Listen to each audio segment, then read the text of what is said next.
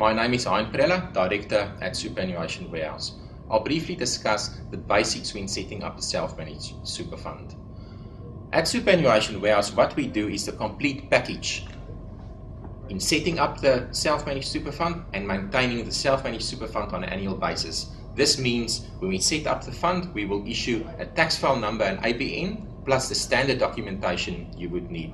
The standard documentation consists of a trustee, investment strategy, etc. On an annual basis, we will complete the financial accounting, tax returns, and also arrange for the audit. Basic information to remember when you set up a self-managed super fund is to have 2 trustees. The reason 2 trustees are needed as a minimum, you can't set up a self-managed super fund with only 1 trustee, is because a self-managed super fund, legally speaking, is considered a trust. So it's not an entity on its own.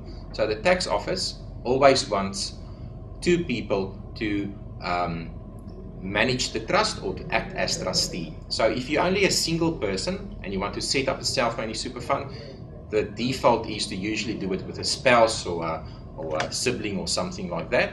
So even if you might be the only member in the fund, so with a member in a fund would be the person putting money into the fund, you always need an extra trustee to act in the super fund with you. 80% of funds in Australia are set up with individual trustees. Individual trustees are the default we set up funds with. Another option is to use a corporate trustee. A corporate trustee is a Pty Limited.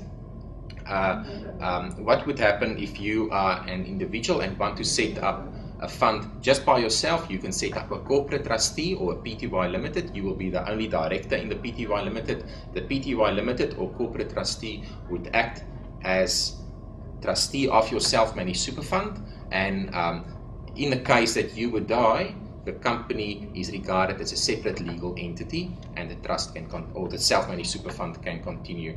2 other reasons for setting up corporate trustees is if you have lots of business interest, you're scared of bankruptcy, it gives a perceived extra layer between your personal assets and self-managed super fund assets.